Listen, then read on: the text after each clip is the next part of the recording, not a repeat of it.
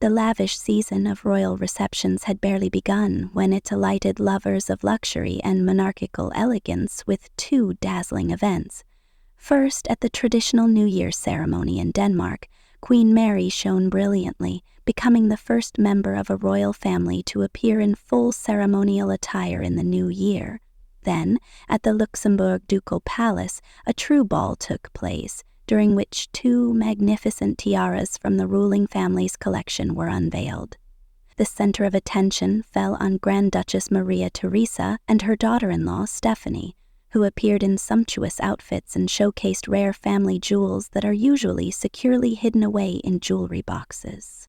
The famous Belgian tiara, with its history full of unexpected turns, especially attracted the eyes of onlookers.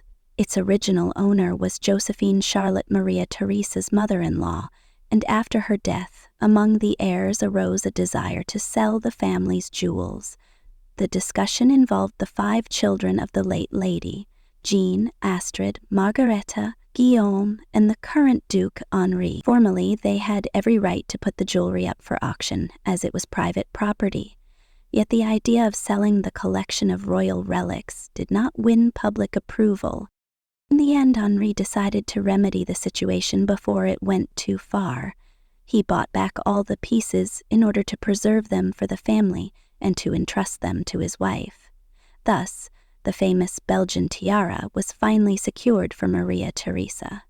This crown, dubbed Belgian, because it had been presented to the daughter of King Leopold on behalf of the National Bank in connection with her marriage to the then hereditary Grand Duke Jean, was crafted from platinum and palladium and adorned with 854 diamonds from the Congo.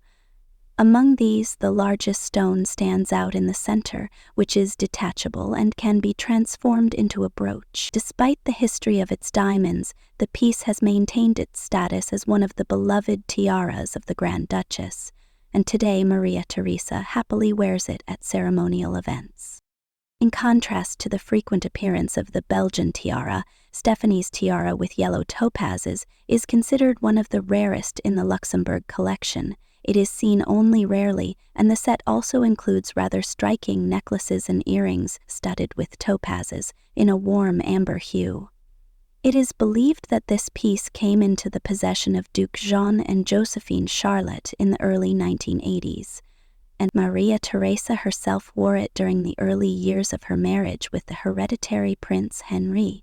But then the tiara seemingly disappeared from the public eye and reappeared only decades later, adorning Princess Alexandra, the daughter of the current Grand Dukes, in 2011. Later, Stephanie revived the tradition of wearing this little-known masterpiece by appearing with it for the first time at the wedding of Princess Madeleine of Sweden in 2013. This time, in January 2025, Stephanie once again elevated her appearance in a dazzling ensemble, completed with a matching necklace and earrings. It is worth noting that Maria Theresa and Stephanie formed a contrasting pair that evening, not only in terms of tiara choice, but also in their outfits.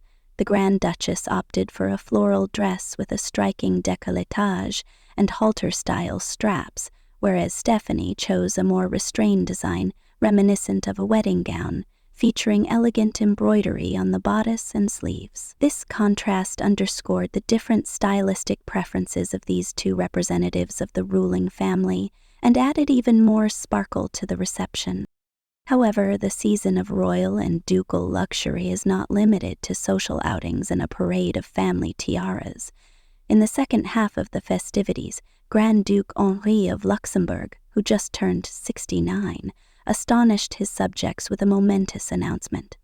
On October 3, 2025, he intends to officially abdicate in favor of his eldest son, hereditary Prince Guillaume. Although in recent times there had been whispers in the corridors about a forthcoming abdication, many were surprised by how solemnly and specifically the Grand Duke set the date in his Christmas address. Thus, Luxembourg, the only Grand Duchy in the world, is following the pan-European trend toward the rejuvenation of monarchical power. This relay of rejuvenation has already been embraced by Spain, Belgium, the Netherlands, and Denmark, where Queen Margrethe II not long ago announced the transfer of duties. Henri undoubtedly enjoys the love and respect of Luxembourgers and those beyond its borders, for over the years his reign has strengthened Luxembourg's economic and political ties within the European Union, as well as successfully developed diplomatic relations with other European countries. However, as early as June 2024, he had already delegated a significant part of his powers to his son Guillaume, appointing him as lieutenant governor. From that moment on, the heir deliberately prepared for the transition and increasingly involved himself in governing the state. Prince Guillaume, now 43 years old, received a comprehensive education from childhood. He graduated from the Swiss college Alpine Beausoleil, acquired knowledge in international politics in the United Kingdom, and later studied literature and political science in France. His military training is connected with his studies at the Royal Military Academy Sandhurst, famously attended by British Prince William and Harry. As a result, Guillaume holds the rank of colonel in Luxembourg's small yet symbolically significant army. Unlike some European heirs who have made headlines in the tabloid press due to extravagant parties or dubious associations, Guillaume has always conducted himself with modesty and has made an effort to avoid scandals. He is passionate about music. In particular, he plays the piano quite well, loves soccer, and has long been involved with the Scouts. In his youth, he inherited this interest from his grandfather and now heads the organization, maintaining a close bond with the younger generation. Media attention toward Guillaume increased in 2012 when he married Belgian Countess Stéphanie de Lannoy. Their marriage was dubbed the last wedding of a free-spirited heir in Europe, underscoring the rarity of such an event.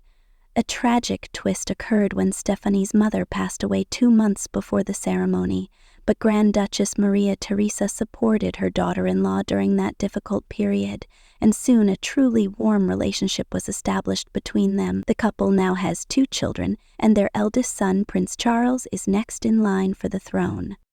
Now all eyes are on the autumn of 2025. The official coronation ceremony is scheduled for October 3.